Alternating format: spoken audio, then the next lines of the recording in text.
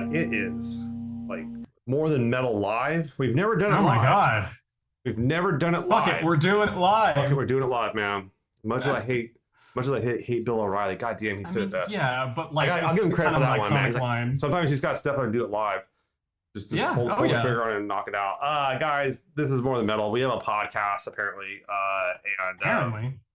You're wearing the shirt for it. I didn't wear the shirt. You can't really see it. Yeah. Well, you can. Now you can. You can see it. I can reach. And as I have been doing now for I think like 6 or 7 years now, I come on Twitch and I count down my favorite releases of 2020. I used to just kind of like post them, but I learned that you can actually like do live video on the interwebs. And I got a Twitch channel, and so I was like, screw it, I'm gonna do it. And I started doing it, and I did my buddy Tucker, who's in the chat. Tucker, love you, man. How you doing? Hi, Tucker. Hope you're not. Yes, Bailey says your name more than I ever have on the podcast, to be honest. Every time the theme plays. Go Tucker. And it's a catchphrase. We're gonna put on a shirt, brand it. And you won't see the dime, Tucker. But no, we started doing that, and it's kind of fun, and it's good to like kind of think back on the year. The problem with doing these, I've actually found, with doing this is like stuff still keeps on coming out in December. Like I literally got a record in the mail today, and I had to go listen to it online a little bit to kind of get an idea. And there's a lot of stuff coming out like in January, so it's very early on. It's a weird kind of thing to always think, what is like the limitation of the year? I don't know. I had some like late picks. Yeah, I know you were like texting me almost nightly, changing your picks there for yes, because I kept discovering more shit. What can I say? There's always new shit, and that's always my concern too. Is when you find something new, is it good because it's new, or is it good because like is it genuinely good? And I always kind of that proximity to freshness is always kind of an issue. I found a few times. But are you calling my picks an issue, John? Yep, they're gonna be bad. No, but, what the fuck? No. Tucker says releasing after Halloween is a gamble, and I agree. Yeah, the big time I don't know when the best time to release is. I feel like I was looking at the release dates on some of the stuff I was looking at. I posted some of it was November. A lot of it was this kind of like May, June time. And I think a lot of that stuff's coming out because of it's post record store day, where you have like you can kind of like pull off of you don't have to worry about like the hammering of everything coming, all the high end releases coming out, so you can kind of do that stuff here. And then Sucker says early October is kind of the best time, but everyone releases then, and I think that's apt. I think Halloween releases are underrated. Yeah, no, definitely. But what is not underrated is what we got going on. Is what we got going on here. So the way we do this, the way I do it, and the way that Bailey is doing it, because it's my stream, is we have just tell me what to do. I gave you a template. I gave you a template still, and you get to fill in the blanks, and you get to fill in the blanks. But we wanted to talk about some runners up first. But I also should mention like kind of what this is. This is our opinions. Oh yes. Like if you disagree, that's cool. If you got something we missed, man, I'd love to hear it. Like throw it in the chat, throw it in the comments, do whatever. I'm down to hear whatever. I'm always open to stuff. I should also mention I have spent the last like 2-3 weeks looking at like all the big magazines, like top releases, looking at like other kind of like media centered things, some influencers, if you will. And the wildest shit to me is that my number one pick is on no one's list. Whoa. And yeah, and even these are like that's top 50. How cool you are, John. This is how fucking cool I am. These are like top 50 releases, top 100 releases. I will say, I had a buddy of mine's band got on like the Hammer's top releases. I was like, oh cool, fucking dope, right? So I went and let's go see what that's cool. I'll go look at their list, right? Their number one was the new Ghoëst, and I was like, oh dude, okay. If you like it, great. I didn't, and I'm surprised to see it so high on everyone's list. Like it wasn't just like 1, 2, 3, 4, 5. I mean, it was. I saw it on probably 70% of the list I looked at. It was in like the top 10. I don't know if it's that good. I think it's like the Ghost curse where like every time Ghost releases a new album, it like appears in all the top 10s or top 20s. Yeah. Which like is fine, right? But it's kind of like talking about it objectively. Tucker's giving me the okay. He says I have my finger on the pulse, and every year it happens that I always got some weird release I pick. And that does happen. There's some sleepers on there, but I think there's a lot of sleepers, and I think that's why I kind of like to do this. Is I think there's a lot of stuff that we sleep on, and that's okay. Like that happens, but like I always get worried if you're not on the list or something like that, like people will overlook you or whatever it is. So I wanted to kind of like go through and do all that this night. But these are runners up, and these are people that like didn't make my list. So I do my list real quick. It's top 20. Numbers 5 through 20 are an arbitrary order. I don't want to nitpick them. I don't want to nitpick that many releases. The top 4 are in order from number 4 to number 3, 4 to 5. And then Bailey's, or I believe yours, we're doing your top 5, and I got my top 5, and they will be in that the respective order too. And a few of your top ones actually saw on a few lists actually did pretty well. Hammer actually had one of yours on like number 75 around or something. So I'm not surprised by that. Not surprised by it. That happens. No. But let's go ahead and talk about our runners up. So these guys that just didn't. I had them on my short list, and they were the last to get cut from when I did my top 20. So let's go ahead and see what we got. We got Bailey's first. Your honorable mentions. I'm up first. So my honorable mentions. I don't know if you can see those there, but no, I got it. We're good. Okay. I haven't pulled up for myself. Okay, cool. I just seeing these 4 albums now, it's batshit crazy. Is it? My honorable mentions are kind of whack. Well, why don't you list them off? Tell us what they are. So Health's new album, which came out really recently, like days ago, but so many of the songs are released as singles that I was like, okay, I'm going to listen to it all the way through. I know it's going to be an honorable mention, runner up, that kind of a deal. But like, I'm just going to make sure, you know? Mm-hmm. So I listened to it and I was like, yep, okay, it's an honorable mention. It's really good. It's Health. I love Health. And this album has been really fun to listen to. And all the singles have been great. I really like Trash Decade. That one's really good. Shred Envy. Wasted Years is probably one of my new favorite Health songs. Mm-hmm. Great. And then up next is ISSBROKIE's Swaggot. It is like, I've been listening to that album so much. It is like pure dopamine music, and it's on here because it didn't quite make the top 5 for me. Mm-hmm. But like, I think I listened to it so much, and I just really appreciate it for like what it is. And I just like, I mean, I couldn't have it not be on this list because I just listened to it so much. It's fun. It's addictive. It like never takes itself too seriously. It's got like elements of like comedy. It's sometimes like, it like lives in that edgy space, and I love that. And like, it was just, I jammed out in my living room to this album for God, like hours, I think. Okay. Then up next we have the soundtrack for Rift of the NecroDancer, the Crypt of the NecroDancer sequel that is kind of like a Guitar Hero rhythm game clone. It's another really feel-good. It's a really feel-good game and another really feel-good album. And like, all the songs are bangers. It's so good. And they brought a kind of like pocket fave artist, Alex Mukala, for some of the songs, and he did so well. Oh my God.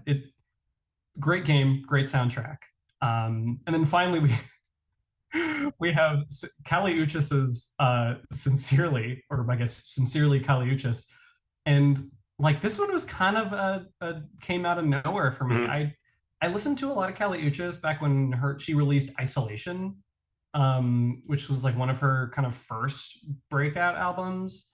I could be wrong about that though. Anyway, she's like incredibly talented and really like shows that off super well. It's like, the album is so unapologetically her. And okay. I love it for that.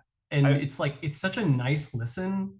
Like, as opposed to like most of these, all of these are kind of just like upbeat banger tracks. This is just like, chill out and listen to, and it's great. Okay. And those are my honorable mentions. That's your honorable mentions. Those are all honorable, and you mentioned them all, so therefore we can move on. I mentioned them. Honor has been restored. Yay! All right. Here's my runners up, and I'm gonna piss some people off with these because they didn't make my top 20, and I can tell you which one's gonna piss some people off. All right, here we go. Okay, let's see. So at the top of the docket here, we got Bloody Valkyria's next news album, In Our Home Across the Fog. I re-listened to this today. That is a fucking killer album. They hit the Elden Ring one. Yeah, the Elden Ring one. They hit that kind of black metal, power metal blend. It's really impressive. And I think it's a very good album. I highly recommend it. I actually like that one a lot. And then the next one up is the new Castle Rat, Bestiary. Yeah, that one made a lot of top people's lists. Like in like numbers, like I saw like on number 3 and 2 for some people. And it's like, I think it's a good album. We had a podcast all about this thing. We talked all about it. A lot about it. Yeah, I think it's a good album. I don't think it's better than their first, and I don't think they reinvent themselves musically enough on this one. But that's just me. But I would recommend it. I think it's still good. That's why it's in the honorable mentions. Next up is Obscure Power from Questmaster. Questmaster really branched off in the kind of Dungeons & genre here with this a bit. It was a bit different. This came off almost like, it almost reminds you of kind of like 80s mall music in some regard, like doing quests. Like if I was going to write a soundtrack to like a modern day like RPG that took place in like an American mall in the 1980s, this would be what I'd want. Running errands. Yeah, stuff like that. Yeah, maybe running errands, etc. That's sick. But yeah, it's great to run errands too. But I really enjoyed that one too. But it was fun. But it didn't make my top. There was one of Dungeons & Dragons that really broke out this year for me. And then the last one on that list there is Sanhedrin, Heat Lightning. These guys are just really good, like classic metal rock. Highly recommended. It's a banger of an album. It's a lot of fun. I really, really enjoyed it. But yeah, that's kind of where I was at with my honorable mentions. Things just got kind of edged out. The Bloody Valkyria barely got pushed out, actually. I'll say that. So, but that said, those are our honorable mentions. Let's get into where I'm talking about top 20s. Top 20. No particular order. All right, where are we at here? First up, we have Century.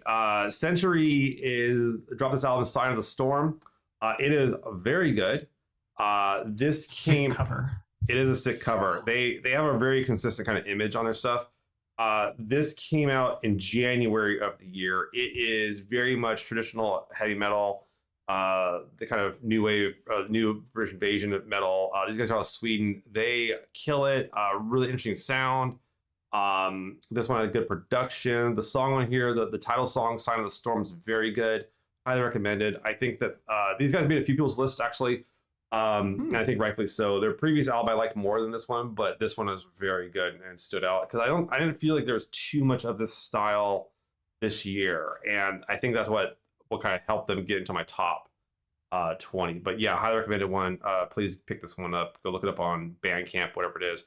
And there will be links. I'm gonna put links in the comment or the description for this video on YouTube, so everybody can go link out and find all the Bandcamp stuff and go support artists instead of just being like, oh, that was on the top list. Like, go buy something from these guys. All right.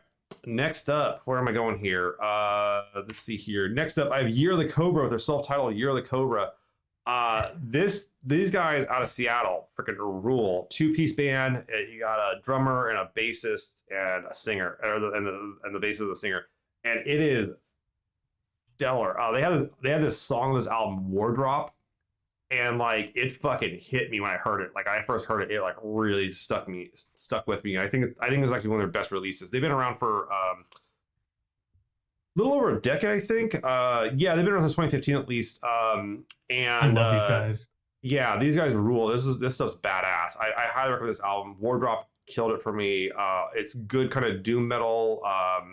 Very like but very easy to listen to, and like there's not a lot going on in it except what it's doing, and I think it'll let you focus on it quite a well. So but yeah, highly recommend this one. Year of the Cobra, great record, great 2-piece. I got to see them live actually Got to see him play with Hoaxed actually at like a venue, and only like 9 people showed up for the whole show. Like it was wild.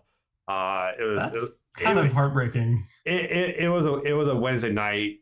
Oh, I guess that in a commuter town.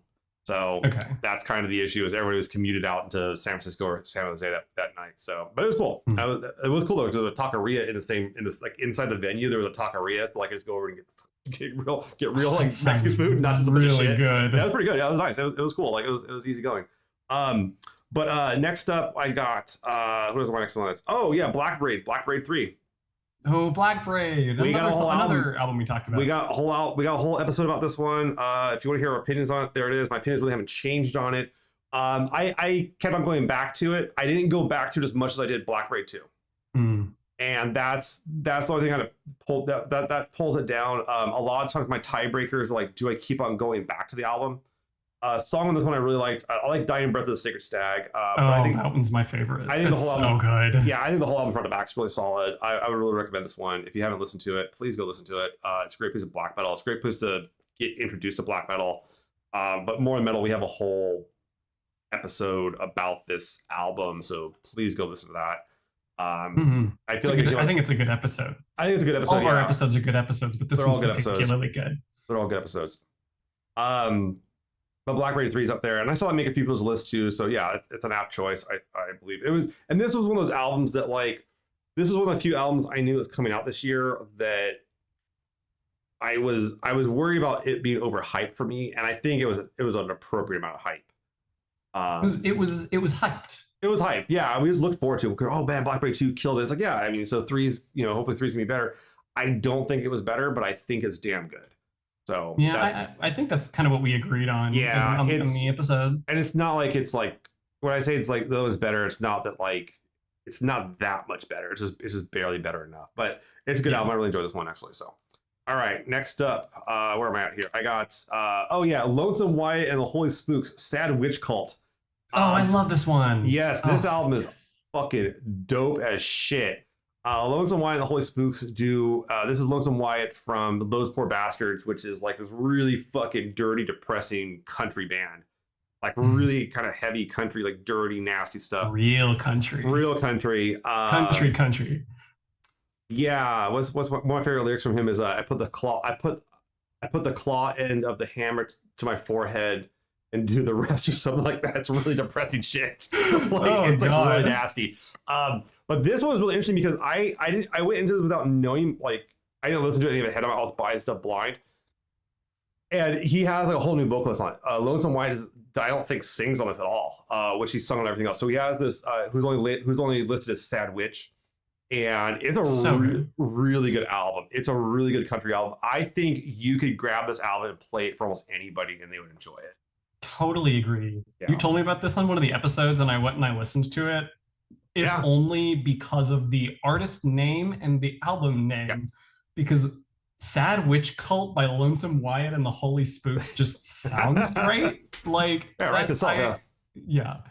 It's so good. This is one like it's a really good album about this one's very heartful. It's about very much I wouldn't, it's kind of like it seems to be a lot about like a woman reinventing herself, I would say. Or in the process of so is kind of how I interpreted it. But Tired of Being a Good Girl is a great track. Like that's a great opening track. I really enjoyed that one. But the vocals on this are great. The instrumentation's great. The production's great. I highly recommend it. Cannot push this long enough. And once again, guys, this is more than metal. We don't just talk about metal. We talk about what we enjoy. And country music. I mean, we've seen my honorable mentions. None of them are metal. No. All right. Sad Witch Cult. So next up, I got Ghoëst. The good Ghoëst. This is the Majestic End. This is a Dungeons record. The Majestic End. This one I just got not too long ago. It came out on vinyl through out of season. It's really interesting. It is it's all just essentially one track. Like it's like cut up into 4 parts, so called the Majestic End Part 1, Part 2, Part 3, Part 4. It's really good. It's a very haunting Dungeons record. It's really like not It doesn't have that adventurous nature as much as that kind of like, it's very depressive. It's very, haunting. It lingers with you. This is good background stuff. I really enjoy this one. I would, please go look this one up. It's hard to describe a lot of stuff because like you don't have like a message with it. It's very lo-fi.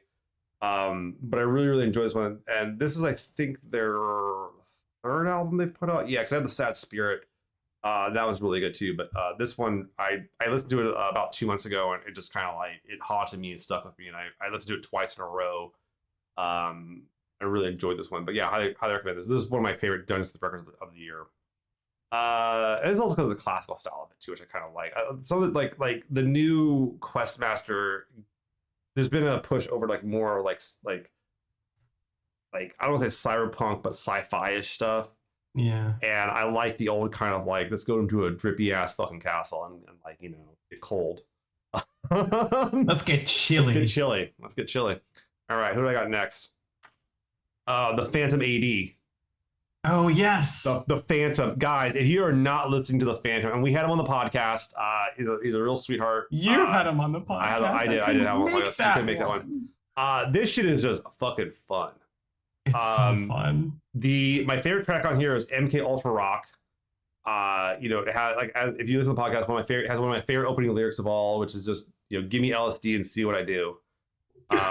Is a great opening lyric. So good. There's a great cover of Hit Me Baby, of Britney Spears. There's a lot of great tracks in there, like a Wolf Band. Ric Flair Rock is a great track.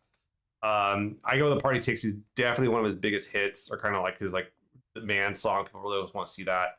But I know he just posted on Instagram that I think they finished up some tracking for a new album. So he's got a new album coming out next year. I believe it's next year. It sounds like on the pace. So yeah, I'm looking forward to it. But this is one of those guys that like really DIY'd it this year, and I think 2025 was a good year for him, and I think 2026 is going to be his year. So I'm excited to see more from him. Like, I think he's just hilarious. I think he's hilarious. He's great. I think he's great. I think he's hilarious. I think he's fun to watch. His whole thing on the pod talking about how like he wants to do more all ages shows, and I was like, that's great. Yeah, he's like, people want to bring their kids to the show. I was like, yeah, it sounds good. So, you gotta go where you go, and I think that's great. But yeah, I really enjoy this album. Go pick his stuff up through Bandcamp. He also has a whole like his own site. You can get the record and everything. He's got some cool posters actually too. All right, who am I on next to? I can't remember what order I put these in, so like this is pretty arbitrary. Like when I say it's arbitrary, it's arbitrary. All right, next up I have, one of 9, Dawn of the Iron Shadow. Holy shit. Fucking blast your dick off black metal here, man. Like it's like this thing. I'm gonna go. This is like the best album cover of the year. So cool. It's actually so cool. It's so fucking cool. Album name is rad too. Album name is rad, but these guys do straight up like Tolkien black metal stuff, which you can't like. You can't go wrong. This thing though just like bangs front to back. I really enjoyed the track "Behold the Shadow of My Thoughts." It's this thing's just a beast. They had an album come out a few years ago called Eternal Sorcery. This is very good. This is that stepped up. I saw this on a lot of lists too, and I believe that this firmly belongs on every metalhead's list this year. If you slept on this, stop, wake the fuck up, and go get this album and rock out to it. It is fantastic.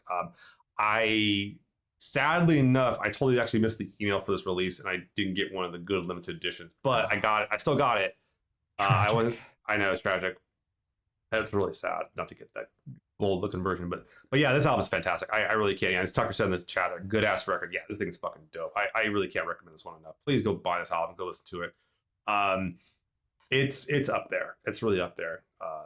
I don't have much to say about it, but this is one you need to like make sure go when you're gonna play it, test your levels, check your sound settings, check all your shit, make sure it's gonna sound good, because you only get to experience it for the first time once, guys. You want to make it count. So do it justice. Do it justice. It was a great album. 1 of 9, Dawn of the Iron Shadow nailed it this year. It was my favorite. It's also one of the best fantasy albums of the year too. So All right, who I got next here? I got Electric Citizen, EC4. Electric Citizen has been a band that I've been a fan of for a long time. They actually have one of my favorite. They actually have an album of the year for me back with Satine years back, which was a very good album. This one though, they've returned. It's been a few years. I don't know. It has been. Yeah, they haven't put an album out since 2018. That was Helltown. But that name. Helltown, yeah. And then before that, Higher Times in 2016, and then Satine in 2014. This is they're doing the thing. Ross, I think it's Ross of the band. The guy's a killer guitarist. They have great vocals. This is just really, really strong, kind of like, I don't want to call it doom metal, but it's like really like kind of doomy psyche, stoner rock and roll. It's just good. The vocals are always kind of this ethereal thing. The whole album front to back is just doing what you need to do. But yeah, Electric Citizen consistently is one of those bands that like they were having some big moments a few years back, and they have really I know life gets in the way, but I'm so glad they're back. I was getting worried about not hearing from them again. I've seen them live a few times. I saw them open for Arthur Brown. That's so cool. Yeah, last time. And it's funny because I saw the two core members at the first time I ever saw Arthur Brown in the hall, and we were freaking out at how amazing the performance was. So like they're cool as shit. They're real ones, but this album's really, really good. I also like the album cover too a lot. The cover is awesome. I have to listen to more of these guys. I think I heard a couple of songs a couple of years ago, and I was like, oh, this is great. And then I just didn't follow up on that. It's different. And they were their sound was interesting because when I first heard Satine, their first album, I wasn't really sure what to make of it. And then it just stuck to me, and I listened to it over and over again. And the delivery of everything on it's just good. I can't fault what they really do on the albums. And this one though, I really enjoy the kind of return. I don't think Helltown, I don't think it made my top list that year, but the first two albums really did, and they still stick with me. And I haven't listened to Helltown as much as like the other stuff, but this one I listened to it probably listened to it like 6 times this year, and really, really enjoyed it every time. And there was a consistently good band. And EC4, I was like, okay, I like how they also didn't name it Electric Citizen 4. It's called EC4, which I think is clever. Yeah. All right, next up, who do I have on the list here? I have Hexvessel, Nocturne. Hexvessel, yeah, that's my man, Mac McNerney. I got to see him live this year. This is what's weird about this one is it gets tossed as black metal, and I think there's black metal elements in it, but it is much more of Hexvessel's always been more folk to me. And while the guys in the band have black metal history, and I know they can play that stuff, they kind of throw it in here, but they don't focus on it. And the other thing that's really interesting too is that when I saw them live this year, they played with other bands that were, I wouldn't say folk, but like just more like lighter rock, if you will. And they skewed their whole set list towards that style. But then the previous night they played with I can't remember, like black metal bands, and they played a much heavier set. And so I have a lot of respect that they can kind of like mix it up like that. Can like switch between the genres and styles. Yeah, the genres and styles of what their music has to offer. And I think that once again, this goes back to my whole thing is like the good musicians are the people like people that can swap it up and don't just get stuck into like, this is what I sound like. This is what Hexvessel is. You get that or you get nothing. And so I really like this one actually. And it's cool too, because it's kind of a cool, the album cover is really neat too, because it's kind of a continuation of their earlier album, Polar Veil. It's like a much darker version of the cover for that. I kind of dug that they kind of have like a like continuity between the album covers. So this one's a really cool one too. But I love an overarching kind of theme, like narrative story, at least for albums. It's always fun. Like you can kind of read into it. I'll send you a quick link there in the chat for the other album. You can see what the album cover looks like, Bailey, and give me. Let's see. Polar Veil. It's like absolutely. It's the exact same composition. It's like pretty much the same. Yeah. But this one's like death, and kind of bleakness versus like the kind of like the spirit. So it's kind of cool. I think that was really neat kind of move on their part. But yeah, I really enjoyed this album. I can put this on, especially with the cold is right now. This is a great album. Listen when it's cold. I'd listen to this on the drive in the mountains or the forest, something like that. I think you'd have a good time with it. I'll go sit outside and listen to it. I'm in Washington right now, so it's the weather is kind of screwed. Yeah, do it. I think you'd have a blast. Go get some hot cocoa and have a barbecue on 4th of July. All right. Oh yeah. All right. Let me go ahead and next one I got. Oh, but it's back to back Mac McNerney. Back to back Mac McNerney. Yeah. This guy's busy. So if you don't know, this is also the guy behind Grave Pleasures, a band we talked about on the pod before. But he has a new project called Scorpion Milk, which with an album that dropped kind of almost out of nowhere called Slime of the Times, and it is fucking dope. This album is really like if you take the kind of like synth elements of Grave Pleasures, this is what a lot's more focused on, I find. It's a lot more danceable. Like the tracks are much more, I feel, more oriented towards like club play even. But it still has that kind of like critique in it. The song that really stuck out to me is Wall to Wall. Oh yeah, that one's a good one. That was really good too. Yeah. And this is kind of like that whole, I don't know, Matt expresses something in about the kind of like zeitgeist of humanity in his music. And this captures that anxiety. It captures the kind of like how we all feel kind of gross after like watching the news and shit. I mean, it's like fucking like that. Slime of the Times. Slime of the Times. Yeah. It's in the name. It really is. I like this one actually a lot. The She Wolf of London is a good song. Another Day, Another Abyss is kind of fun. But yeah, this whole album front to back is really, really enjoyable, and I highly recommend it. And I actually listened to this on a way to a concert for the first time. Before the got ahead of it, waiting for the vinyl, and it's worth it. This one was a lot of fun to listen to. It's really good. I really like it. I mean, you really turned me on to Matt McNerney.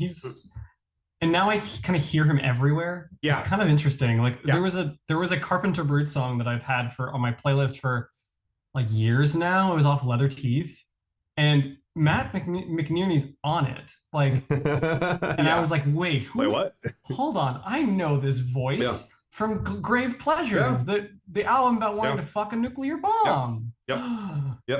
Yeah. No, that album. This is very much what Mother Blood is about. It's wanting to fuck a nuclear bomb, and God damn it. I love that. God damn, he does it. God damn, he does it. I have been listening to that album so much. It would have been on my top 5 if it came out this year. That's one of my favorite albums of all time, actually. But Scorpion Milk is very interesting, and I'm really curious where he's going to go with this. And I felt this was like a much more I don't want to say cut down, but a much more like taking an element of Grave Pleasures and like a much more like refined version of it, like much more pure version of an element of that. And focuses it kind of takes an element of Grave Pleasures and fetishizes it and makes it the whole album. Yes, it's good. Absolutely. So highly recommend this one. All right, let's see what else I got next on the list here. Is Serpent Rider, the Ichor of the Chimaera. Yeah, dude, this album, I'm gonna be clear with y'all, it does not sound like what you think the cover looks like. It is fucking sick as shit though. This thing is like, it's got some kind of like epic metal, power metal, a little bit of speed metal in there. It's got some really interesting vocals. My boy Karmazid did the album cover, which is a fucking banger of an album cover. So pretty. It is really pretty. The opening track, Steel is the Answer, is a great opening track. I actually really like the song on here, Tyrant's March. This one I did not see on a lot of people's lists this year. And this is one of those picks where I'm like, I think people slept on this album, and I think in like a year and a half, 2 years, people are going to be like, oh shit, like I should have been paying attention to Serpent Rider. I firmly believe that these folks have a big future ahead of them. Instead of the year, we'll see if that comes true. Yeah, I hope so. Yeah, but please go give this one a listen to. It's I don't know how to put it. Like, it's just different. It kind of filled in a gap that I'd that was kind of present in music this year for me. I really enjoyed this one too. But I've been listening to my car a lot. Actually, I listen to this probably like once a week in the car. All right, let's see here. Yeah, and it's just like it's kind of it's speed metal. There's another Seattle band. Dude, Seattle right now is doing it right. They're doing it really well right now. PNW baby. I think they have I think something's in the water up there, and they're doing it's called talent, skill, talent and skill. There's a lot of that up there. I'll give them that. But I guess also if you're getting like reined in, there's nothing to do but freaking practice your instruments. So there's that. But something about seasonal depression and never seeing the sun and sadness makes good music, something like that. Freaking true. But yeah, Ichor the Chimaera. Go check this one out. Very good album. One of my favorites of the year actually for like speed metal. Let's see here. Who I got next here on the list is Lamp of Murmuur, The Dreaming Prince and Ecstasy. Yeah, this dropped late. I haven't got my vinyl yet. I'm waiting on it. But I did listen to it. This album is sick a house. Like I really I can't find my there's my disc for it.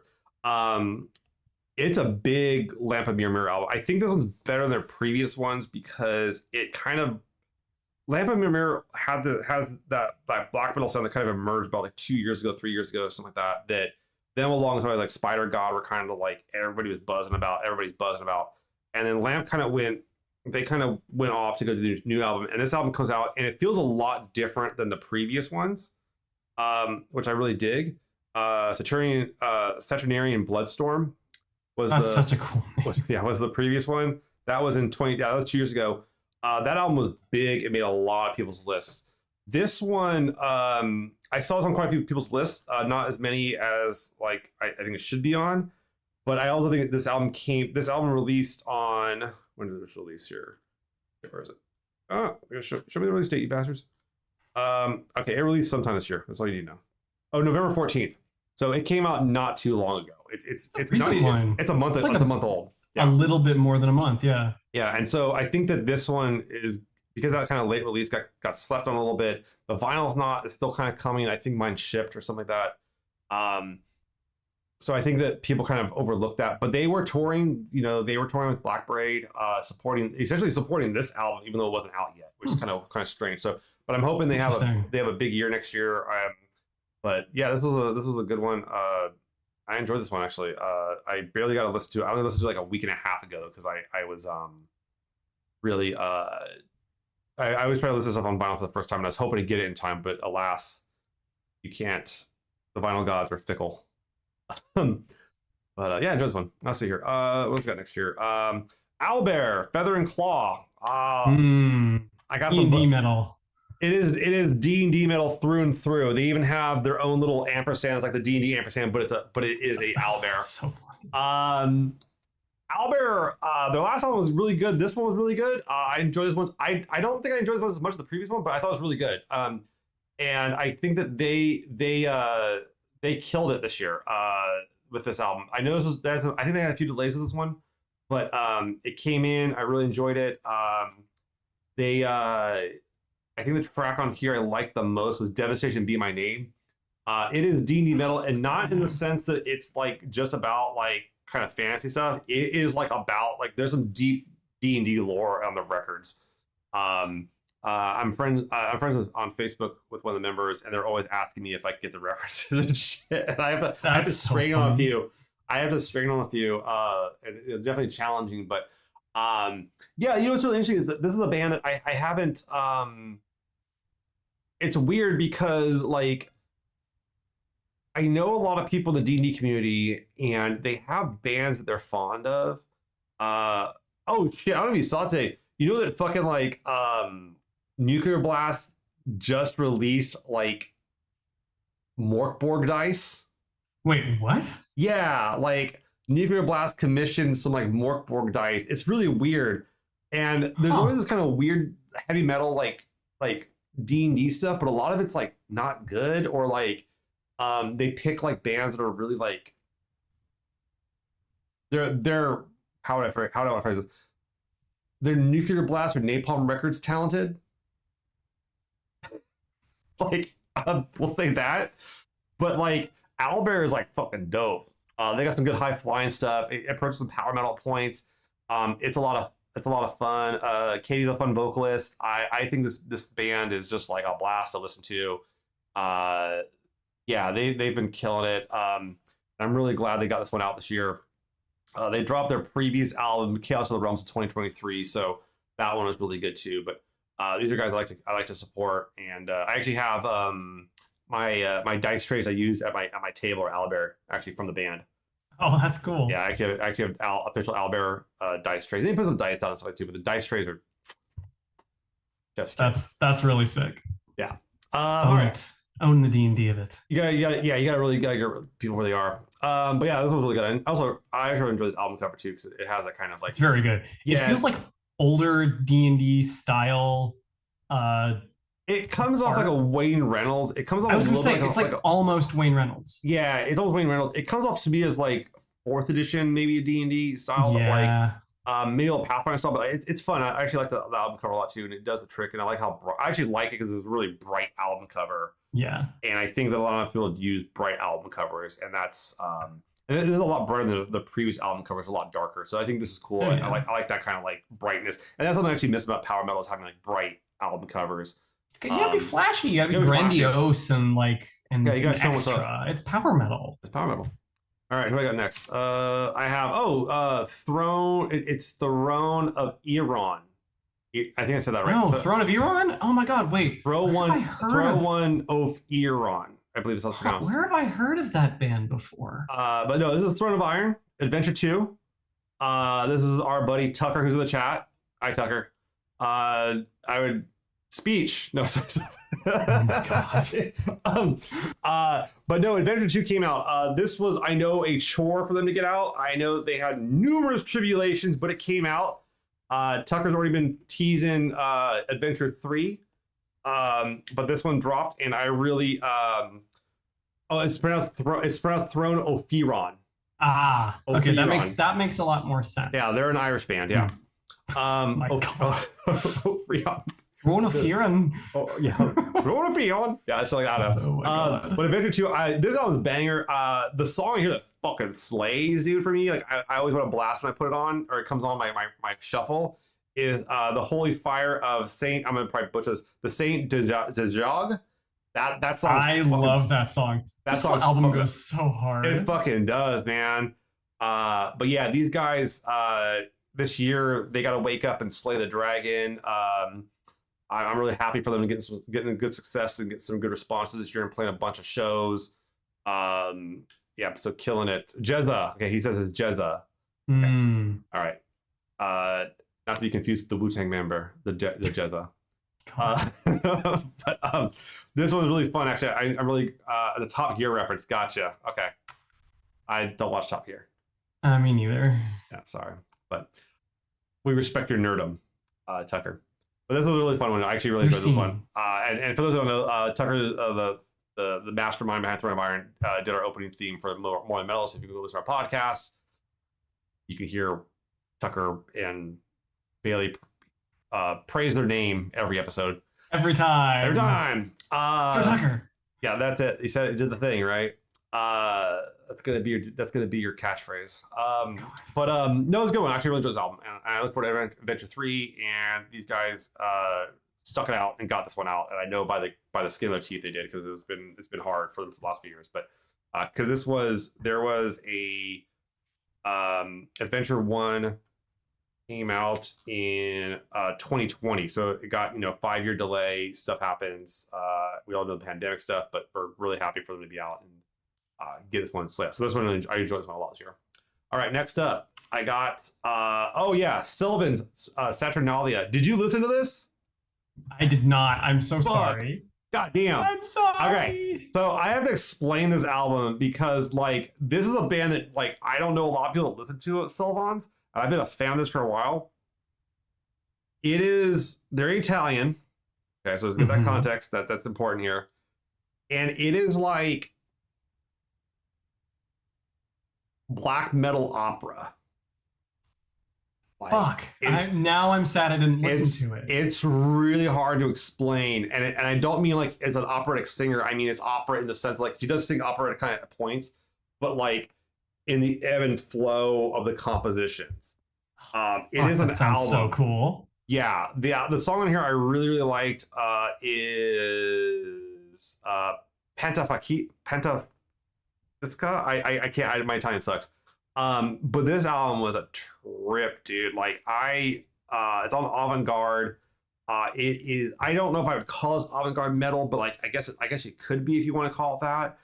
I've been listening to these guys for a while, and I don't know how to like. It's black metal, but like I don't know how to put it. I don't want to call it avant-garde black metal, but like it's operatic. That's the only way I can put it. It's like a really dark opera.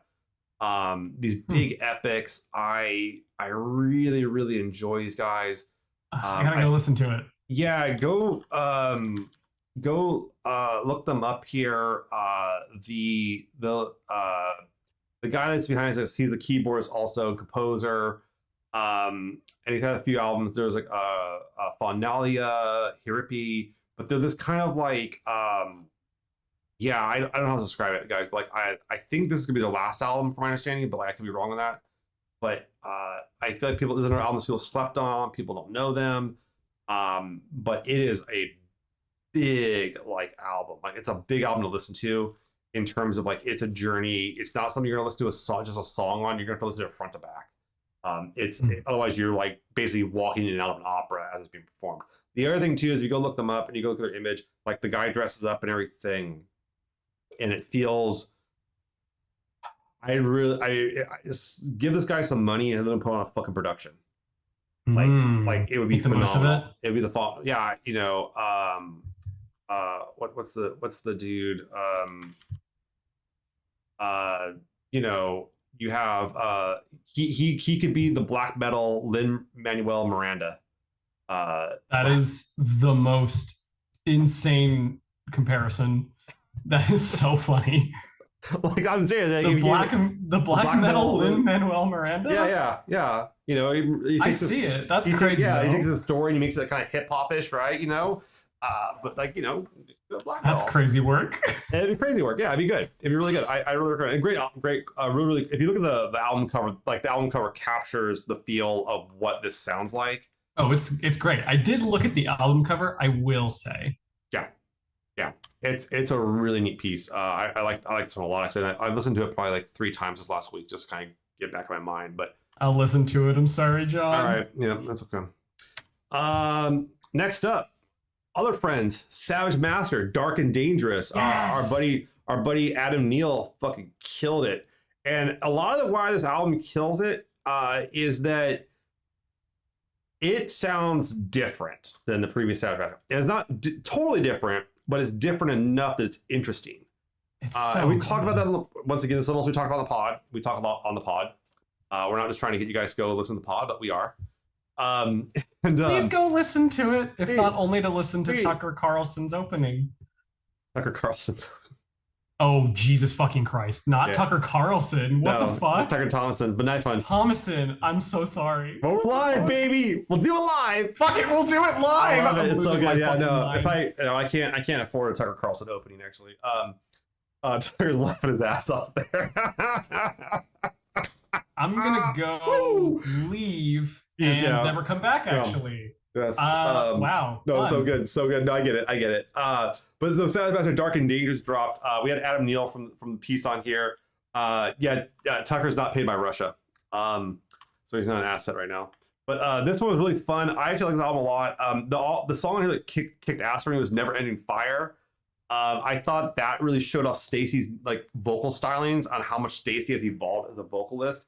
I think I had you go listen to like Ripper and Black, like the early stuff. Yes, I went to go listen to their early stuff. It's and then cool. This one, it's way different, and it's the same person. It's so different. It's the same person. I think the range is crazy. Yeah, and a lot of shows you what you're dedicated, you train, you build up to it. If you want a really good vocalist into that, like I just saw him on Friday night. Was Blind Guardian, Hansi from Blind Guardian. Didn't want to be the vocalist, but now he's considered one of the best fucking metal vocalists in the world. He's really good. He's really good, and he was just initially. If you go listen to like the early stuff on the first album, and even before they were Blind Guardian, they were Lucifer's Heritage. He sounds like fucking Misfits. Like he's singing, he's singing like Misfit style. Yeah, and that's also before Danzig really learned how to like get big with his vocals. So like it's interesting seeing these guys kind of evolve out, and Stacy's doing that evolution, and this album is fantastic. It's a little more gothic than the previous ones. It still has that horror element to it. Edge of Evil's a great song on here. Never Ending Fire is one of my favorites. They got fucking Jinx Dawson on here to do some stuff, which is dope. It's kind of wild, this album, but I'm really happy for them. I'm hoping to go see them here on tour here soon enough. And this was a lot of fun album, and I can't recommend this one enough. But it's good. I think this is their most approachable album. I think if you want to get started on Savage Master, start here, and then go branch into something. You go further back, and you'll find it can get a little harsher at points, but it never jumps between albums. And I'm kind of liking this whole with Those at Hunt at Night, this much more subtle kind of spooky evil kind of albums they're doing, more occult rock and everything. Yeah, I love occult rock. It is. All right, so let's see here. I have more. I think I have more. Who else is on here? But that's my top. That's it. That's my top. That's numbers 5 through 20. You can see them all posted right there. I'll post the links to that all into the description. If you want to check out these bands, please go check them out. Go on Bandcamp, wherever you can find them. Get stuff. Go listen to it. Give them listens. Follow them on social media, etc., etc. That's a good list, John. That's pretty good. That's a pretty healthy list there. I don't know how to do it year after year, looking at all this taste around, but I do. Oh my God! Yes, you made that joke earlier. We heard it the first time. Yep, it's hard. It's hard. It's a hard lift. But now I wanted to go into and platform Bailey's top 5 of 2025. Right. Yeah. Now it's my turn again. It is your turn.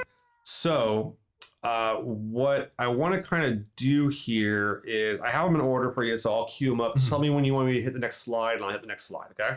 Right on. Okay, I can do that. I can tell you next slide. All right. Who is this? Thousand Eyes. All right. Yeah. So number 5 is 1000 Eyes is Karen. That's it's a pretty hard album name to say. 1000 Eyes is Karen. Anyways, so I actually came across these guys last year from the soundtrack to a sci-fi horror game called Signalis, which is great. Go check that game out. I highly recommend it. Very, very spooky, really eldritch, really fun. And I mean, since then I've had their discography on heavy rotation. So when this dropped earlier this year, I had to check it out. And I got totally sucked in. So it kind of rides the vibe of some tracks from Signalis. There's little bits and pieces that you can hear from the Signalis soundtrack. But it kind of evolves past it in really surprising and wonderful ways. It's it's really intoxicating. And sometimes when an album, all the songs, you kind of get lost in the songs. Sometimes that can be a bit of a problem. I don't think it is for this one because of the tone is so eerie and haunting and kind of weird. And I think it works. It works really well. It's kind of experimental and it's kind of a bit of an homage to the Signalis soundtrack, but also not. It's great. So I sat down and I listened to this on a particularly dark and rainy day. And I think that it kind of deserves that level of ritual. It'll leave you feeling weird in a good way. And that's how it left me. And then I've had a few of them on 2 of the songs, specifically on loop. It's really fun, flows really well, and has this kind of very cohesive vision. It never gets really samey though. I really appreciate it for that. It's kind of hard to have so many songs sound not similar, but they're not a shift. They're in a range. Exactly. Yeah. It's a range, and it's all one long song. It's great. But my favorites here, kind of in no particular order, are also all of the names are called Karen 1, 2, 3, 4, Karen 5, Karen 6. Yeah. So my favorites are Karen 5. I really like Karen 9 and 13. And 13 is the last one on the album. It's a really good closer. It's very, very fun. And the album cover is really cool. It's a rehashing, kind of a rehashing of the, it's Ditotonin Cell. It's the, it's the spirit, what is it? The Isle of the Dead. and that painting is really recurring in Signalis. And so this is kind of a little like a rehashing of that. So it kind of mirrors the what's it called? The kind of the tone. Yeah, great album. Go listen to it. Thousand Eyes is really underrated. But yeah, we can move on to the next one. All right, next up we got your boys Fallujah. Yeah, Xenotaph by Fallujah. I still don't know how to say the name. Anyways, oh my god, this album cover is gorgeous. It's so cool. I mean, these guys are kind of known for their weird, spacey sci-fi album covers. But this one is like my favorite. Like something about the color and the weird kind of freaky deity-like creatures just kind of drew me in. And then I listened to it, and then I was like totally floored by how awesome it sounded. It's another album that's really addictive. Like the vibes are stellar, literally. The like instrumentation is tight, and were you gonna say something? Yeah, I saw this album on a lot of people's lists actually. Yeah, it's really good. I found it, and I'm like, this is really good. I saw this one on some people's lists too. This is I think one of 2 or 3 on my top 5 that are going to be on other people's lists. But like I listened to it, and like every single song had such like an epic and grandiose feel to it. And like every time I heard a new track, I was like, oh damn, this one goes hard. Which one is this? And I looked down and like, oh my god, yeah, it's a new song. So it's a banger of an album. And I mean, it has a really cool fantasy. Like it sells a really cool fantasy and a really cool story and narrative. And I think Fallujah does a really good job with that. And like, it feels very like it's like alien metal, which I think is exactly what it's going for. Like maybe not just because it has the word Xeno in the title and I play a lot of Warhammer 40k, but like it's just like refreshingly weird and I dig it. Okay. And it reminds me of why I fell in love with like technical death metal in the first place.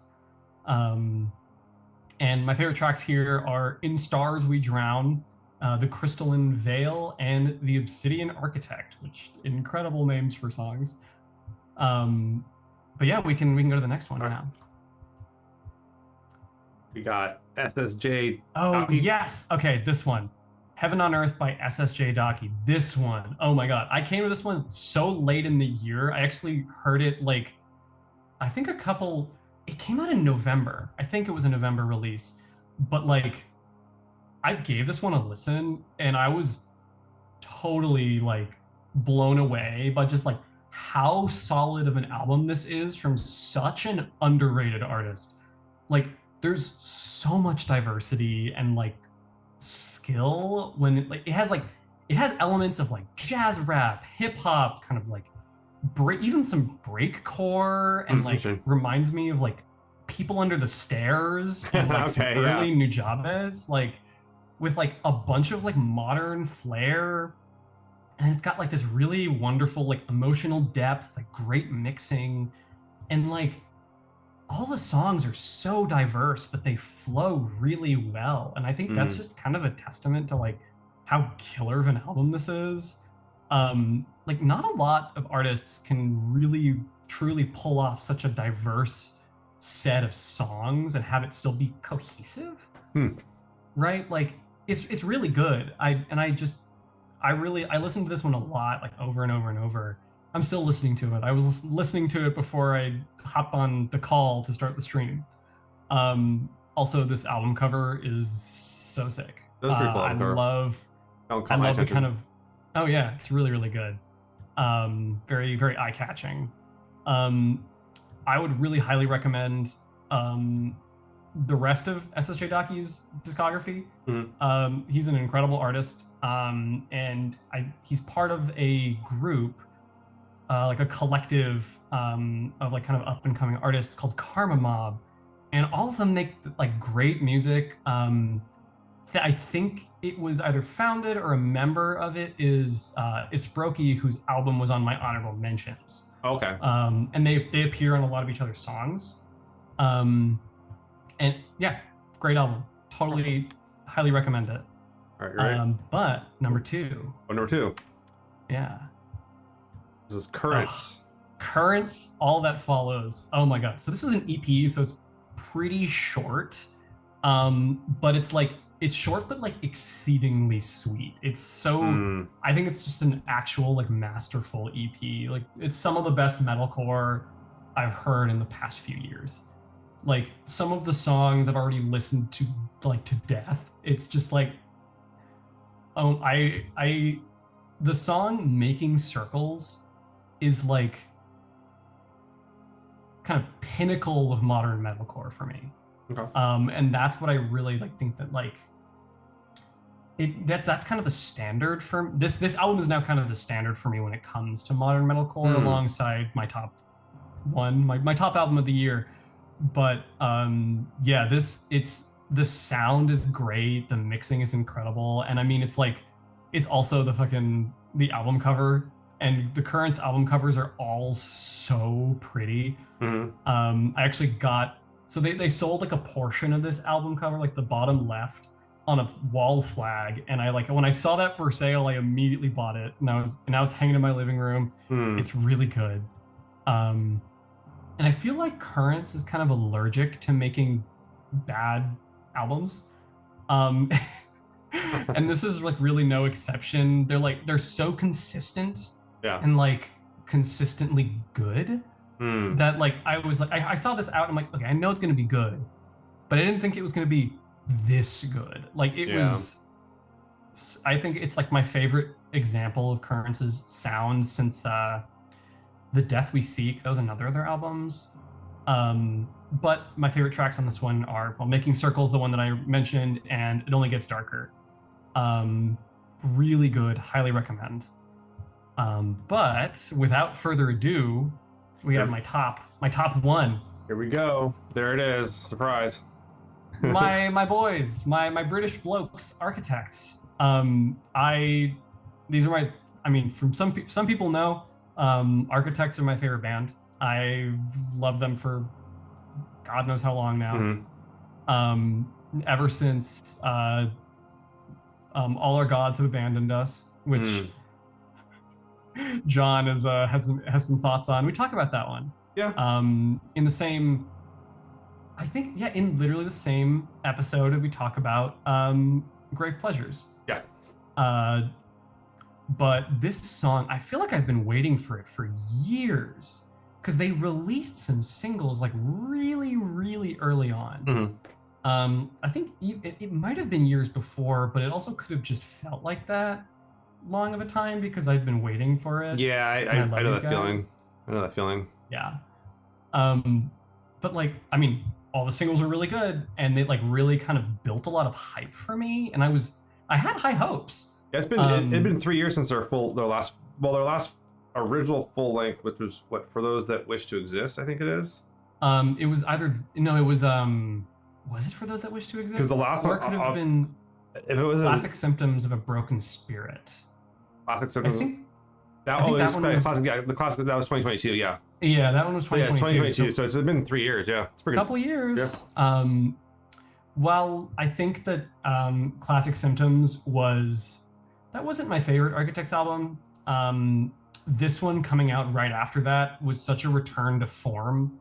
And like all of the singles got me so excited, and I had high hopes, which is kind of dangerous to have nowadays. But it delivered. I don't think I'll ever forget listening to it from start to finish in my living room after a drink and like just jamming out. It's super solid, incredibly addictive from start to finish, and they try a bunch of new things, and like all of them pan out really well. This is the first album that has guitar solos. They have like new vocal styles. Like Sam Carter hits some really high vocals. And even there's a guest lead vocalist, Amira Elfaki. And when I heard that, I was like, oh, interesting. And it's a good song. And it ages really well. Like it came out at the start of the year, and like still I have it on my rotation. I'm still listening to all these songs. I will still just kind of shuffle it sometimes. Yeah. And it's just a really fucking good album. Like I love these guys. Oh yeah. Well, we know this. We know this. we know this. Favorite tracks are definitely, I really love Black Hole. Curse was one of their singles that they released, and I heard that and I was like, okay, yeah, this album's gonna go hard, and if it doesn't, I'm gonna just kind of die. But it went great, so good. And then Everything Ends is another really good song. I mean, a lot of the songs on the album are just kind of classics. But yeah, go check out Architects' newest album. It's really good. I want to make two comments before we move on. One, yes. So that Currents album, you like the album cover so much. That's the same artist as the new Blackbraid album cover. Really? Yeah, okay, I did not know that. That's my guy right here. That's Adam Burke. It's this guy. Adam Burke did that too? Yeah. Dude, he is everywhere. Yeah. Oh yeah, we've had Tucker and I think we had 1 year where there was like 5 of my 20 albums had his artwork on the cover. That's crazy. I just got a new painting of his in the other room. Actually, I need to go get a framed. Machine. Wow. He lives his life. He's a nice guy. I'll just send you a link to his band. He's got 2 bands. I'll send links because his bands are really different. We'll say they're really fun though. But he does a lot. He's everywhere. He must have done like all the Currents album covers then. Possibly. They all have a really, really consistent. Let me take a look here real quick here. Yeah. I can tell you real quick. Yeah, good chance they did. There's a very good chance he did all these back in 2020. Yeah. Yep, that's him. Yep, that's Adam. Oh, that's so cool. Look at that. I had no idea. I just was like, well, I have his work hanging in my living room. No, he's or all, like a portion of it, I guess. He's all around, yeah. He's always around. The other thing I want to say too is, and I know because we like talked about it, and it was on your initial some stuff you had up, but the and it made a lot of people's list was the new Perturbator, which I will tell you was not in my top 4. Yes. Why? So here's my question to you, and I'll take a shot. Why did Perturbator not make the top for us this year? I got my answer, but if you I know, I gotta preface my answer with the fact that I love Perturbator. I'm wearing the sweater right now. I got. You bought the swag. Right, you bought in. I've been wearing this sweater for 10 years now. It's not as punchy, and it's not a Perturbator album. It's not a Perturbator album. It's a James Kent working with who he wants to work with album. Yeah, and I mean it's good. It's not bad. It's good, but it just doesn't feel like as much Perturbator as I would want. Yeah, it's just not, and I that's what held it back for me. I think I agree. And as much as I fucking love the track with Oliver, because that's like the best. It's so good. That is the. I know you love your boy Author and Punisher, but goddamn, the Oliver track fucking slays the rest of the album. It really does. It's such a strong opener, and that's the problem. It's too strong. It's too strong. And my advice to James Kent is go do a fucking album with Oliver. Just that would be fucking so good. Wipe your calendar for 2 years and go do an album with Oliver by any means necessary, and you'll kill it. Although I do want to shout out James Kent for wearing a Devil's Blood shirt. I love you, James Kent. Yeah, we love you very much. Yeah. All right. But I did see that one make quite a people's list actually. It did. I mean, it's a good album. It's a good album. No, it's not bad. It's not bad. All right. My top 4. These are in order. This is the best of the best. I'm very curious. There are several of these I did not see on anyone's list.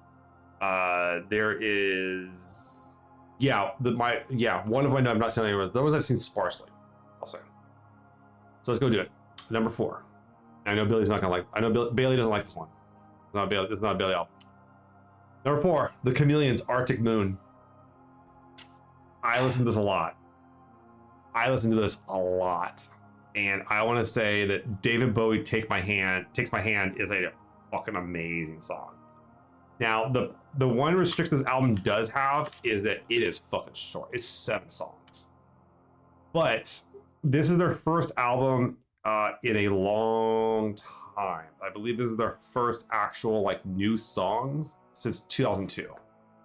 So 23 years they come out with this. I will say the B side of this album is better than the A side. Like it's amazing. Like the last 2 tracks are really heavy, like emotionally.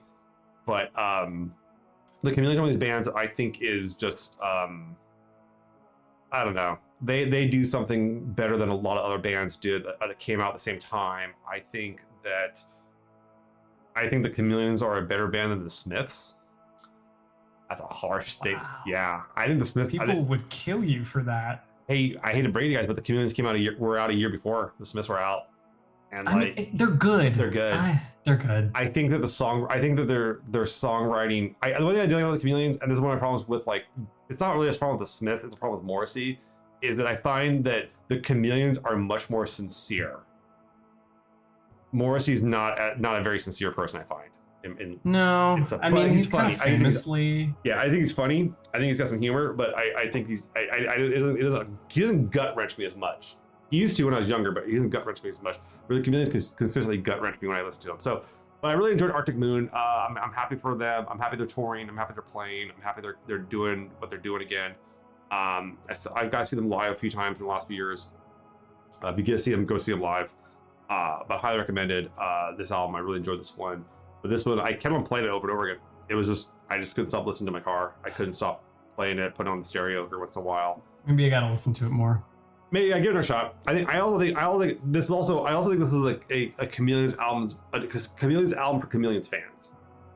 And I think that's another problem too. Where I think, and that's actually something I do think the Smiths do well, is that like you don't have to be a Smiths fan to get into a Smiths album or song. This is true. That's why some of their songs are so popular. Yeah, at the pinnacle of a band where you don't have to be a fan to get into the album is fucking Depeche Mode. You don't have to be Depeche Mode to listen to a Depeche Mode album. I was watching kind of they had like the top, like what's the best goth album of all time? They had all these things listed, and as soon as I saw Depeche Mode's Violator, I was like, yeah, that's gonna win. Yeah, I mean, it's. Like I was, and they're coming down. I was like, I was like picking like speaking of Two Dark Park. I was like, oh, that's a really good one. That should pick. I was like, oh, so it's gonna go Depeche Mode Violator. It won't win. Like you can't beat Violator. I'm sorry, like you can't. So like you can't. It's really you either can't or you can and never again. You're never. Like, you got lucky. Yeah, you might get lucky. Yeah. Anyways, but so the Chameleons. I think this is a Chameleons album for Chameleons fans, and I'm a big Chameleons fan, and I think that's why this kicked up top 4 for me. But it got beat out by a few other albums. Number 3 is a fairly new one. Bell Witch + Aerial Ruin, Stygian Bone Volume 2. This thing's fucking nuts. I put this on, and what blew my mind on this one was just how mature the sound is on it. It is a better, like, it's Bell Witch, much tighterly produced. It is much, I don't want to say cleaner, but like it feels much more refined. Like they figured out their thing. They got this secret sauce got better. I love the first few Bell Witch records. I really do. I got a Bell Witch poster right here actually, but this was just a whole step up. I was haunted by this record. What's weird about it was it almost came off to me like another band was like, we can do Bell Witch better than Bell Witch, but it's Bell Witch. That sounds weird. But like it almost felt like a new band in terms of like the production's kind of like just was that much better. You know, I see what you mean. And Aerial Ruin brings a lot to it. The guitars on it are awesome. I think this is a much more approachable Bell Witch album, or an Aerial Ruin. I always forget about them, but like I enjoy this one. I really like this one. Bell Ruin, yeah. This was Aerial Witch. No, this one was good. I listened to this probably like 4 or 5 times when I got it, and I still listen to it once in a while here. And I really would, if an album sticks with me, that's what really kind of does it for me. If I keep wanting to listen to it, but it's a haunting album. It's a haunting album. It really is. It's so good. Yeah. King of the Wood is really good on here. But yeah, I listened to the front to back a few times, and you have to listen to it front to back. These are 3 albums. Number 2. This one shouldn't come as a surprise. I saw this actually on the top of a lot of people's list, and if this was not on your top like list of the year, you suck. You have no taste. You have different taste. Now, Tower, Let There Be Dark. This album is explosive. Like it came out at the beginning of the year. So good. It's an explosive album for them. This was just them upgraded. We talked about this a bit earlier in the pod. This one stuck out to me. A lot of people, when they first heard it, they were like, this is going to be the top album here. This is going to be the top album here. I don't think there's nothing that really succeeded it for me in terms of like how like haunted. I can say haunted, but like yeah, I hear this album in my head constantly. There are some tracks that I immediately know what you're talking about. Yeah, I think that Towers had some previous albums that were pretty good. I thought Shock to the System was solid. Yeah. But this was like, once again, you're like, it's so much better than the previous recording. And is it production? Is it songwriting? Is it the band knows how to work together? Is it they had more time off? Is it that they had something going on? There's something happened. Something clicked, and it clicked hard and into place. And yeah, this is a band like I really think I've never seen them live, and it sucks. I really want to see them live. I want to see what it's like to see them live. It looks like this album's just fuck, man. It blows up. It is so like, I don't know what it is. It's just like, it's not that like the vocals on it are, it's not that Sarah Beth's vocals are like, I don't think she's this like, once in a generation talent vocally or anything like that. I just think that like they somehow figured out how to record her, how to mix it perfectly and get it to come through with the power that she wants to come through with. I agree I really agree with that. Yeah, I think it, I think she's a great vocalist, but damn, dude, my fear would be seeing them live would be that like it wouldn't be able to match how well produced this is. That's my fear. I feel like it's very much like another example of like kind of like lightning in a bottle. Yeah, like it's really oh my god, instant classic. Yeah, I think this should hopefully make a lot more people's list, and I think hopefully a lot more people listen to it by the end of the year here. But they knocked this out as a they're a New York band, so you get some guys. There's quite a few East Coast releases on here too on my list. But my number one, yes, we're going international. And I don't know. I have not seen this album on anyone else's list. So the next album, my number one, I have not heard a single other fucking person mention it. Okay. And it makes me mad. And I chose this one because one, nothing else sounded like it this year. I don't think a lot of other bands sound like these guys. They kind of have they're mysterious because they're not online like for shit. They don't even have a Bandcamp. They are on a label, but it's like I can't really link. I had to link you to like a YouTube rip of the album for you guys to do it.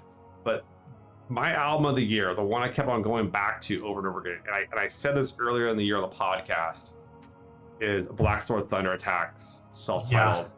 This thing, so good. It's nothing sounds like it. Nothing sounds like it. It brings in this like different sound. It compared to like their demo, it's a lot better. Like it's just it's more produced. I believe they're on No Remorse.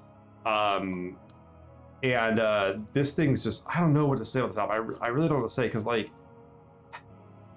it's epic metal, but it has this undercurrent. It kind of splices in this like kind of dungeon synth kind of style underneath it. It does. But then it does have that. But it's not power metal. It's not symphonic metal. People are calling it lo-fi epic metal, which is what it is. It has that lo-fi element. The vocals are interesting. They're I don't think the vocals are, like I said, it's not like one of this like once in a generation like like vocalists, but it does what it does and it does it well. And this album consistently takes me on a journey. It really does. It's like I can't describe it either. It's in so that, unique. I would put it in the vein of some guys like Halas or even Witch Hazel, which do what we call like adventure metal, or adventure rock. But these guys bring in like the synth more, and it a lot of times with rock, like if I describe metal music as dungeon synth underneath it, it's like black metal basically. It's gonna be freaking Emperor or some shit like that. And I'm like, no, it's not that heavy. They're not playing heavy over it, but they're kind of strumming along, and like I said, nothing sounds like it.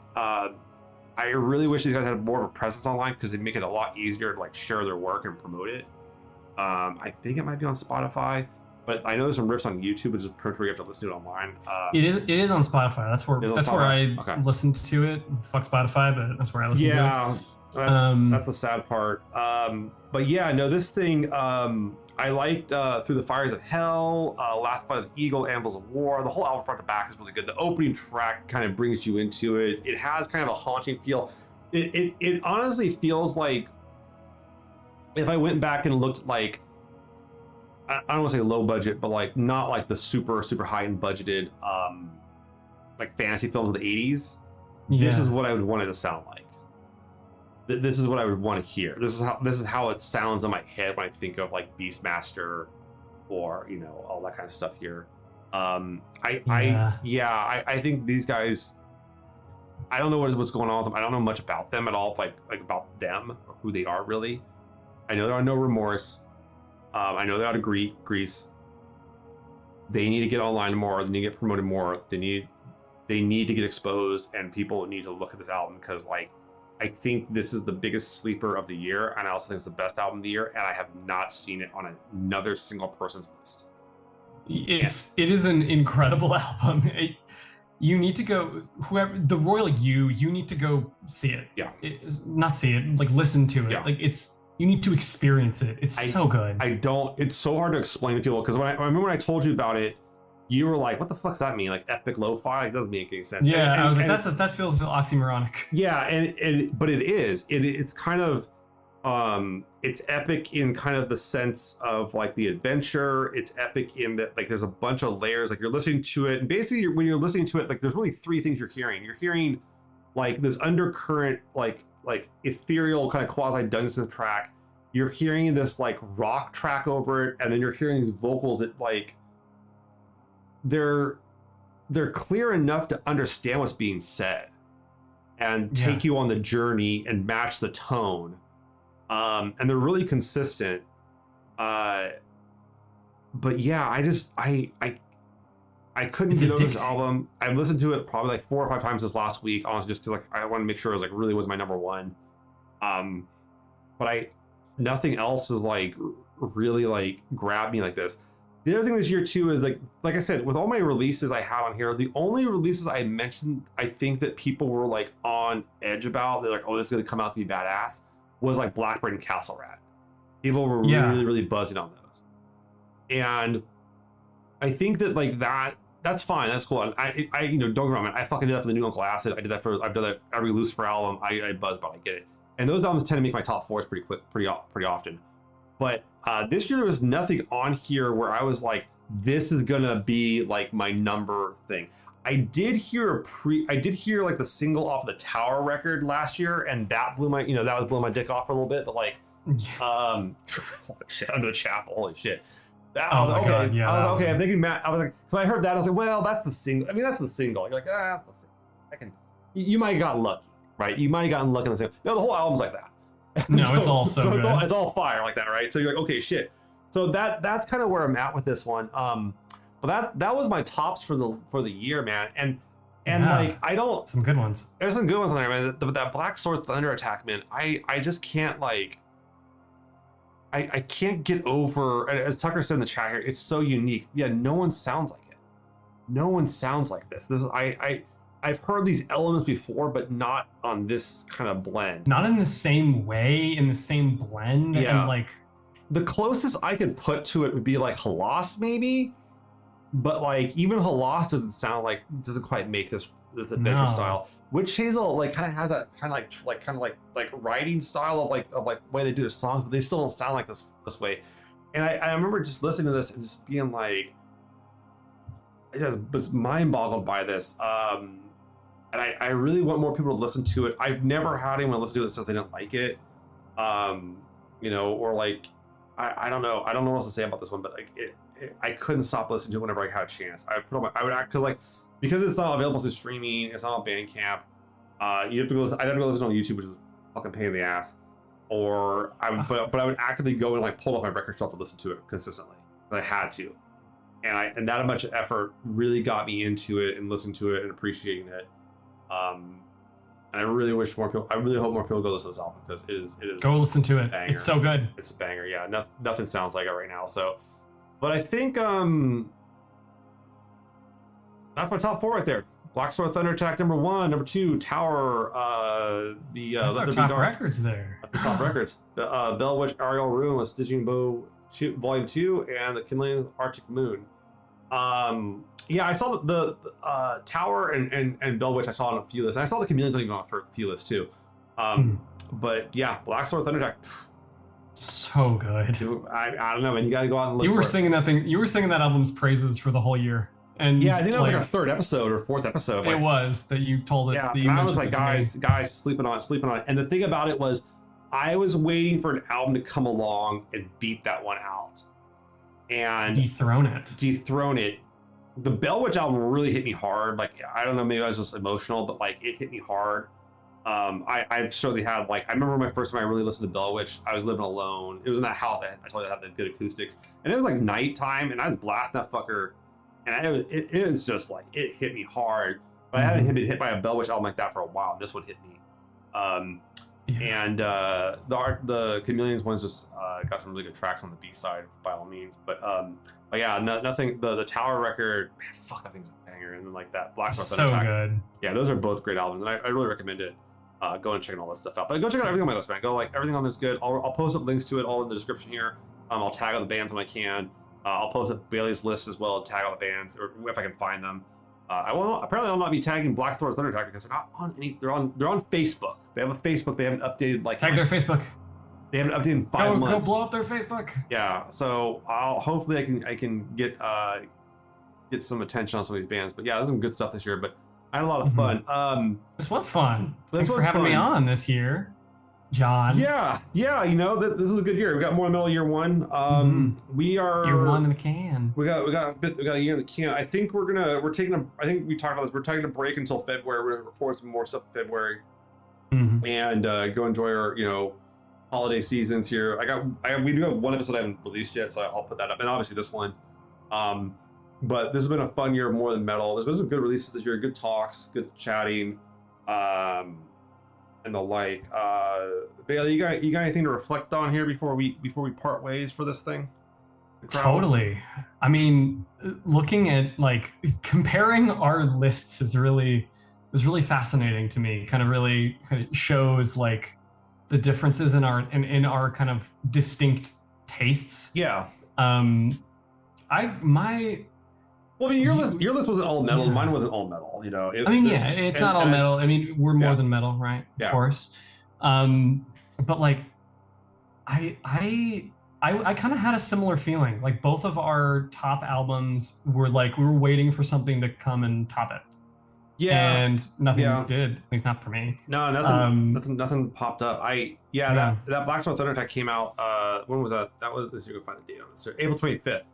So, April 25th. Yeah, that's pretty early. For a while. Yeah, it's been up there for a while, and you know, but them, I'd maybe, I would, if all the other bands on my list, I would put comparable to them. Century kind of is, but they're more of like the new wave of heavy metal. But like, nothing sounds like that. Black, like, I mean, if you go look at their like discogs, it just says they're just, you know, heavy metal. I'm like, yeah, that's all it is. Like, you can't really place on anything because nothing sounds like it. Because even like I have an easier time characterizing like Sir Ungol sound than like these guys. That's hard. Yeah, that's difficult. And Sir Ungol's kind of considered like the dawn of epic metal in a lot of regards, and kind of there's kind of some proto elements to like what we end up with power metal later on, but like it's really you don't get someone that comes along with something that sounds that different, that I feel isn't trying to be different but just is. Yeah, I really don't feel like it like was trying to be so unique. It just kind of happens to be, which I think that usually tends to make stuff more unique. Like, yeah, it's like, I mean, obviously you can try, but like, it's going to be more genuine, right? Yeah, I would compare the new Uncle Acid to being something where they try to be different, and they pulled it off. Don't worry, they pulled it off. It was, it was very different from what they had previously done. It's this concept album, but that's an effort. That's a try. This just kind of comes out, and they're like, "This is what we got, and this is what we're offering." And you're like, "Shit, it's different," and not because it's desperately trying to do something. And so that album comes out front to back very natural to me. It's really good. It was. Yeah. It's kind of a shame that I didn't put it in my top 20. I mean, I only had my top 5 for this. Sure. Yeah. Like, I only gave you a little bit of a platform. Yeah, that's too bad. But no. I mean, it's true. Like it's weird going through the top list because like I went through a bunch of them, and I get that people's like flavors, like they have their tastes, but then like you look at some of them, you're like, why is this on there? Like I don't know. I still can't, dude. Guys, why is the new Ghoëst record making everyone's top 10s? I don't get it. I'm sorry. Bailey and I, like, I don't want to say like we bash on Ghoëst because I think we have been Ghoëst fans, but the new one just didn't. What did it? It didn't do it for me. It really just didn't. What does the new Ghoëst do that is interesting and new and makes you want to listen to it again? Or is it? I would genuinely be curious to hear somebody's explain that album to me because clearly I don't get it. And I'm not telling you you're wrong. Honestly say, like, I want to go and just be like, hey, explain something. Like, please tell me why this is such a good album. It's not like give me a reason to not hate it. It's like just genuine curiosity, and it's not like curiosity in the sake of just like what's in the sake of just know what I'm missing. Yeah. I want to know what I'm missing. I want to know what have I not seen? What is the gap in my thoughts and knowledge and flavor and taste or whatever it may be that this album that I own actually currently own 2 copies of it, but like that I purchased and I listened to that thing 2 or 3 times. I just can't get into it. Something's just not clicking. It didn't work for me. I mean, I get it. Like, I get that. Like, I get that I'm attached to the first 2 albums a lot. I still really like those albums, and I'm not trying to recapture that. I want to see what this album has to offer me. I just can't find what it has to offer me. So maybe that's it. It just doesn't offer me shit. Yeah, I kind of got that from Satanize. Like I enjoyed that song. Like that single was really good, and I listened to that. I'm like, oh fuck yeah, new Ghoëst album is gonna be pretty good. And then I listened to it front to back, and I'm like, I didn't really like find myself enjoying it as much as like the last one or the one before that. And it was like, what am I not getting? Yep. What am I not getting? Like, am I just resistant to change? Am I resistant to the new direction, or what? No, I mean that's the thing. Yeah. Maybe something's wrong with me. Maybe I'm the one that's wrong. I'm willing to be wrong. I'm so happy to be wrong. Being wrong is the best thing in the world. It's always it's great. Yeah. I like to think I'm pretty good at like empathizing with someone else's taste, but like. Guys, like there's way better shit than the new Ghoëst. I mean, there's just like I just named you guys fucking 20 albums. I think they're way better than it. And what was the what was the Year of the Goat album that came out this year? Oh, Year of the Goat. Yeah, that one barely missed out. With Alucarda? Trivia Goddess. Trivia Goddess. Yeah. If you enjoyed Ghoëst, I would highly recommend that one because that has the vibe of like early Ghoëst. Yeah. It rocks and it's great and they're a smaller band. Go support them. Yeah. No, I think Year of the Goat, that album's really fucking good. That one barely got pushed out. Same. Same. So yeah, no, there was a good year. It was a good year for music. I think this was a good year for music. I don't think it was as good of a year as the previous year or the previous 2 years. No, I had some crazy shit. I had some crazy shit in last year. Yeah, last year was a tight race for me. Oh my god. But Polaris's I think it was Fatalism. Was that last year or was that I have no idea. 2023? It was 2023, yeah. If in 2023 that would have been great. That would have been crazy. Yeah. So that's kind of where I'm at with it. Is this like this year was just it wasn't like and what was weird is like I had several releases. I was okay, Castle Perhaps, freaking Blackbraid. Yeah, I'm looking forward to those. And then like even the new Perturbator, and all those. It's not that they fell flat. They just didn't get over the line for what a lot of other people were doing. I agree. I agree with that. And it's not they suck. I mean, Bailey and I have gone on record on that. You listen to our podcast about we don't think any of these albums suck. There's not. they just didn't hit like not. I don't say I don't know if it was expectations, but they just didn't do the thing like I was hoping. I guess. I feel like the problem, at least for me, was that a lot of the albums that were not bad, but like either disappointed or didn't really hit for me, were ones that followed in the wake of really good albums. Yeah, you get that curse. Yeah. Like the previous Perturbator album, Lustful Sacraments. Yeah, that was a top album. Insane. Yeah, very good album. So good. Very good album. Yeah. Which is what I think that's what I think kind of made the new one not really hit as much for me. Yeah. Same with Castle Rat and and Ghoëst too. Yeah. No, but it's just Ghoëst is now like on a 3-album streak of doing that. So this is true. I liked Impera. Impera's alright. I liked it. Yeah. Kaiserion and Imperium are really good songs. Yeah. Oh, folks. We're gonna go. All right. We're done. That's the stream. We're done here. That's the stream. We both gotta go to bed. You can go. I got our little tags down here. You can find me on any Only Play Wizards. You can find Bailey anywhere. BCrowVO. And we'll be back with more in the middle. Go check out the other episodes, guys. We got more on the way.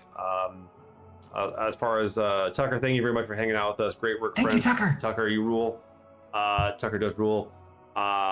But we're gonna be back. Hopefully, new episodes in February is what we're aiming for.